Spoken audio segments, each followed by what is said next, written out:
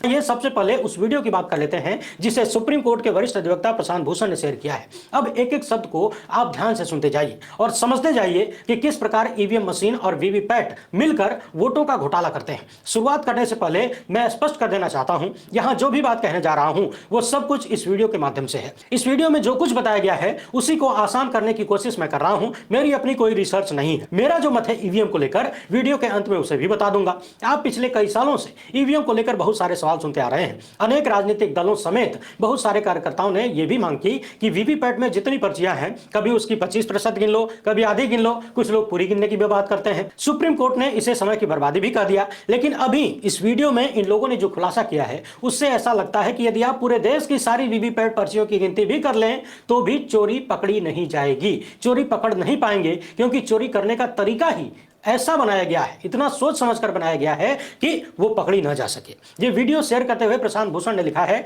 कि खुद देख लीजिए किस तरह से ईवीएम और वीवीपैट मशीनों में छेड़छाड़ हो सकती है। सिंबल लोडिंग के समय जो प्रोग्राम डाला जाता है उस समय इस तरह से किया जा सकता है। इसीलिए ज्यादा देश और बांग्लादेश भी वापस बैलेट पेपर की तरफ चले गए। पहले भाजपा के लोग भी बैलेट पेपर की मांग करते थे, अब सत्ता में आने के बाद बदल क्यों गए? वीवीपैट मशीन का कांच काला क्यों कर दिया गया? जी हां, और इस काले कांच के पीछे ही सारा खेल हो रहा है, ऐसा इस वीडियो में दावा किया गया है। क्या है काले कांच की पूरी कहानी? एक एक शब्द को जब आप ध्यान से सुनेंगे तभी समझ पाएंगे। इस वीडियो में इन्होंने ईवीएम मशीन और वीवीपैट की तरह खुद से कुछ मशीनें बनाई हैं और इसमें 3 कैंडिडेट को वोट डालने का ऑप्शन दिया है। यह सब कुछ एक उदाहरण के रूप में समझते जाइए। पहला कैंडिडेट है केला, दूसरा है सेब और तीसरा है खरबूज। इन्होंने इस वीडियो में वोट डालकर दिखाया है कि किस तरीके से एक ही कैंडिडेट को यदि एक से अधिक बार वोट दिया जाता है तो पहला वोट सही कैंडिडेट को जाता है, जबकि उसके बाद के जो भी कंटिन्यूअस वोट हैं वो मशीन अपने हिसाब से जिसे देना चाहेगी उसे दे देगी, यानी जिसे देने के लिए सेट किया गया होगा उसे दे देगी। जैसे मान लीजिए एक ही परिवार के 5 सदस्य एक साथ लाइन में खड़े हैं, वोट देने की बारी आई तो सबने लगातार एक ही पार्टी को वोट दिया, यानी 5 वोटर्स ने लगातार केले को वोट दे दी। हर बार ईवीएम की बटन दबाने के बाद वीवीपैट में लाइट जलती है और पर्ची पर छपा हुआ केला दिखता है। जब पहला वोट डाला जाता है तो केले की पर्ची दिखती है और वोट डालने वाला संतुष्ट हो जाता है कि मेरा वोट सही गया है। लेकिन ध्यान देने वाली बात यह है कि केले की पर्ची दिखती जरूर है लेकिन बक्से में गिरती नहीं है, वो पर्ची ऊपर ही लटकी रहती है। लेकिन वोटर देख नहीं पाता क्योंकि वीवीपैट का कांच काला कर दिया गया है और भीतर की लाइट 6 सेकंड बाद बंद हो जाती है। और यह बदलाव साल 2017 में किया गया। यदि एक कांच पहले से ही ट्रांसपेरेंट होता तो दिखता कि पर्ची गिरी नहीं बल्कि ऊपर लटकी पड़ी है। अब आप सोच रहे होंगे कि पर्ची को ऊपर लटकाने से फायदा क्या है? मामला यह है कि एक वोट जो पड़ चुका है, अब यदि दूसरा वोटर भी, परिवार के अन्य सदस्य भी या फिर अलग अलग लोग भी केले को ही वोट डालते हैं तो केले की वही पुरानी पर्ची फिर से वोटर को दिखाई जाएगी।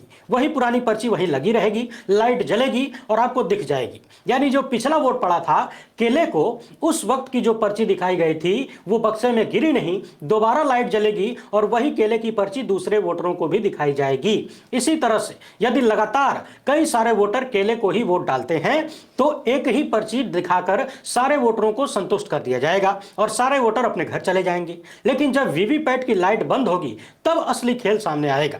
इस वीडियो में यह दावा किया गया है कि केले को मिला पहला वोट तो केले को मिलेगा, लेकिन उसके बाद जितने भी लगातार वोट केले को दिए गए, कंटिन्यूअस वोट, वो सब मशीन उसे देगी जिसे देने के लिए उसे प्रोग्राम किया गया है। उन्होंने यह भी दावा किया है कि बाद में यह मशीन जिस पार्टी को वोट देना चाहेगी उसके लिए गिनती के अनुसार पर्चियां छापकर बक्से में भर देगी। यानी ईवीएम में पड़े वोटों की गिनती और पर्चियों की गिनती एकदम बराबर होगी, कहीं से कोई संदेह नहीं होगा। आप चाहे सारे पर्चियों का मिलान भी कर लेंगे तो भी पता नहीं चल पाएगा कि गड़बड़ी कहां पर हुई। इसके बाद इन्होंने यह भी कहा है कि आखिर क्या वजह थी कि साल 2017 के बाद से निर्वाचन आयोग ने वीवीपैट के कांच को काला कर दिया? क्या इसके पीछे कोई षड्यंत्र था? बाद में इनका यह भी कहना है कि अब एक ट्रांसपेरेंट एलईडी भी आ गई है। यदि इस काले कांच की जगह सफेद एलईडी भी लगा दी जाएगी तो भी वो ट्रांसपेरेंट दिखेगी लेकिन होगी नहीं। कुल मिलाजुलाकर इनका यह दावा है कि किसी भी रूप में ईवीएम और वीवीपैट यदि जारी रहता है तो फिर चुनाव प्रणाली पर भरोसा करना बेवकूफी है। यह मशीन पूरी तरह से चुनावी सिस्टम को खोखला बनाती है,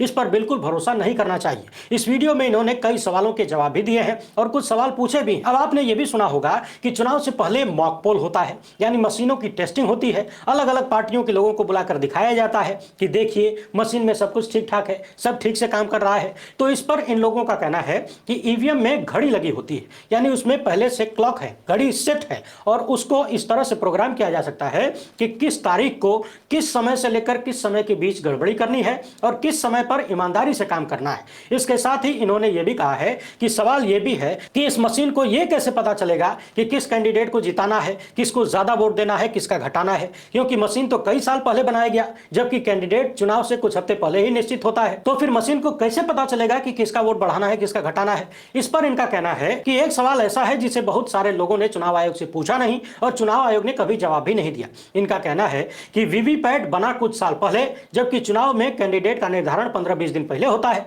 तो वीवीपैट को कैसे पता चलता है कि कौन से नंबर पे कौन सा कैंडिडेट है, किस पार्टी का है। तो फिर इस सवाल के जवाब में ये कहते हैं कि वोटिंग से कुछ दिन पहले वीवीपैट में एक फाइल अपलोड की जाती है। उस फाइल का नाम चुनाव आयोग ने कभी बताया नहीं, लेकिन इन्होंने जब अपने सूत्रों से पता लगाया तो उसका नाम बताया गया कैंडिडेट फाइल या फिर कैंडिडेट सिंबल फाइल। चुनाव से 15 दिन पहले ये कैंडिडेट सिंबल फाइल वीवीपैट में अपलोड की जाती है। ये फाइल बनती कहां है, सर्वर में, ये सर्वर कहां है, दिल्ली, बेंगलुरु या फिर कहीं और, ये किसी को पता नहीं है। चुनाव आयोग इसकी जानकारी नहीं देता है। ये कैंडिडेट सिंबल फाइल ही है जो वीवीपैट में ये कमांड डाल देता है कि चुनाव की तारीख फला फला है, उस तारीख को 10 बजे तक ईमानदारी से काम करना है, शुरुआत के इतने वोटों तक ईमानदारी से काम करना है, इसके बाद जब वोट पड़ेंगे तो इस कैंडिडेट को इतने प्रतिशत वोट बढ़ा कर देना है। यानी इनके अनुसार चुनाव के 15 दिन पहले वीवीपैट को यह बता दिया जाता है कि किस तारीख को वोटिंग है, किस कैंडिडेट को कितने प्रतिशत वोट देना है, किसका बढ़ाना है, किसका घटाना है, कब ईमानदारी से काम करना है और कब बेईमानी करनी है। इसके अलावा इन्होंने यह भी बताया है कि मान लीजिए कि कोई ऐसा बूथ है जहां पर कोई भी सेब को वोट देने वाला है ही नहीं, तो फिर वहां पर केले का वोट तरबूज को ट्रांसफर कर दिया जाएगा। यानी किसी भी रूप में जिसे हराना चाहते हैं उसे हराने का प्रोग्राम सेट किया जा सकता है, चाहे उसके लिए जीतने वाले को ट्रांसफर किया जाए वोट या फिर तीसरे कैंडिडेट को ट्रांसफर करना पड़ जाए। और ये जितनी कहानी इस वीडियो में बताई गई है, यदि आप पिछले कुछ सालों से वोटों का आंकड़ा देखेंगे, जैसे उत्तर प्रदेश में हाल ही में बीजेपी और सपा तथा बसपा के वोटों के प्रतिशत को देखेंगे, चाहे लोकसभा के चुनाव को बारीकी से देखेंगे, तो कहीं ना कहीं संदेह गहरा होता हुआ नजर आता है। इसके अलावा इनके कुछ और सवाल हैं, इसके बाद कुछ और महत्वपूर्ण बातों पर चर्चा करेंगे, वीडियो में बने रहिए। इन्होंने सवाल किया है कि चुनाव आयोग हमेशा ट्रांसपेरेंसी की बात करता है, तो फिर सफेद कांच हटाकर काला कांच क्यों रखा गया, ये कौन सी ट्रांसपेरेंसी है। इसके साथ ही इनका यह भी दावा है कि अब यदि यहां पर सफेद कांच लगा भी दिया जाए तो भी कोई फायदा नहीं है, क्योंकि तकनीकी बदल चुकी है। एक ट्रांसपेरेंट एलईडी आ चुकी है जो देखने में सफेद होगी, मगर उसके बावजूद छेड़छाड़ हो सकती है, आप देख नहीं पाएंगे। यानी इनके अनुसार वीवीपैट पर्चियों का 25% मिलान कर लीजिए, 50% मिलान कर लीजिए या फिर 100% मिलान कर लीजिए, कोई लाभ होने वाला नहीं है। यदि इस मशीन पर और इस पर उठ रहे सवालों से बचना है तो पूरी तरह से इसे हटाने पर जोर देना होगा। अब यहां एक बात और ध्यान देने वाली है, जब भी आप वोट डालने जाते हैं तो आपने भी महसूस किया होगा कि एक पार्टी के समर्थक एक साथ वोट देने जाते हैं या फिर एक पूरा परिवार एक साथ वोट देने जाता है। किसी बस्ती में जिस भी पार्टी के वोटर ज्यादा होते हैं या कम भी होते हैं, तो जो जिस पार्टी का समर्थक होता है वो साथ साथ वोट देने की जाने की कोशिश करते हैं, एक साथ लाइन में खड़े होते हैं। यानी यदि वोटर एक साथ जाकर किसी एक पार्टी को वोट दे रहे हैं, एक कैंडिडेट को वोट दे रहे हैं, तो वहां पर कंटिन्यूअस वोटों में पहला वोट ईमानदारी से जाएगा, बाकी वोटों के साथ कुछ भी हो सकता है। इस वीडियो के अनुसार इस वीडियो में जिस तारीख का प्रयोग किया गया है उससे ऐसा लगता है कि यह डेमो पुराना भी हो सकता है, लेकिन जो संदेह है, जो सवाल हैं, वो लगातार बने हुए हैं। चारों तरफ ये वीडियो शेयर किया जा रहा है जो ईवीएम और वीवीपैट दोनों पर बेहद गंभीर सवाल उठाता है। और उससे भी ज्यादा गंभीर सवाल यह उठता है कि ईवीएम पर सोशल मीडिया के ऊपर जितने भी लोग वीडियो बना रहे हैं वहां पर डिस्क्लेमर टाइप का ऐसे कुछ लिख कर आ रहा है। इस तरह से एक लंबा चौड़ा लेख, यानी भारत के चुनाव आयोग के पास इतना समय है, इतनी व्यवस्था है कि यूट्यूब के हर एक वीडियो पर इस तरह का स्टिकर चिपका दिया जाए। लेकिन देश की करोड़ों की आबादी ईवीएम को लेकर आशंकित है, उसका इलाज निकालने का, इस समस्या को, इस संदेह को दूर करने का समय चुनाव आयोग के पास नहीं है। विपक्ष के तमाम नेता महीनों से मिलने का समय मांग रहे हैं, लेकिन चुनाव आयोग के पास टाइम ही नहीं है। उसके अधिकारी पता नहीं कौन से काम में व्यस्त है, मिलने तक का समय नहीं है। और यूट्यूब पर इस तरह से स्टिकर चिपकाने का भरपूर समय है। वहीं तकनीकी को लेकर एक और चर्चा होने लगी है। आप पिछले कई दिनों से देख रहे हैं देश के प्रधानमंत्री लगातार AI को लेकर सावधान कर रहे हैं, fake video, deep fake video को लेकर सावधान कर रहे हैं। अब सोच कर देखिए, यदि तकनीकी की मदद से किसी भी व्यक्ति की आवाज, उसका चेहरा, उसका हाव भाव सब कुछ तैयार किया जा सकता है, आप पहचान ही नहीं पाएंगे कि कौन असली है कौन नकली है। यदि तकनीकी यहां तक पहुंच गई है तो फिर ईवीएम में कुछ नहीं हो सकता, या ये कहना, ये दावा करना मूर्खता से कम कहा जा सकता है। आइए अब बात करते हैं सैम पित्रोदा की। इसके बाद हाल फिलहाल में हुए चुनाव पर कुछ महत्वपूर्ण बातें करनी है, बने रहिएगा। सैम पित्रोदा भारत के सबसे प्रमुख तकनीकी विशेषज्ञों में से एक हैं। मशीनों और तकनीकी के बारे में हमसे, आपसे यानी आम आदमी की तुलना में निसंदेह बहुत ज्यादा जानकारी रखते हैं। इनका कहना है कि ईवीएम को अपने हिसाब से कंट्रोल किया जा सकता है, उसमें दखल बिल्कुल संभव है। भारत में इस समय उपयोग की जा रही ईवीएम मशीनें स्टैंड अलोन नहीं है, यानी अकेली नहीं है। ईवीएम मशीन के साथ जब वीवीपैट मशीन से जोड़ दिया गया था तभी से ये सारी समस्याएं शुरू हुई हैं। वीवीपैट एक अलग डिवाइस है जिसमें हार्डवेयर और सॉफ्टवेयर दोनों होता है। वीवीपैट को ईवीएम से जोड़ने के लिए एक स्पेशल कनेक्टर इस्तेमाल किया जाता है, इसे SLU कहते हैं।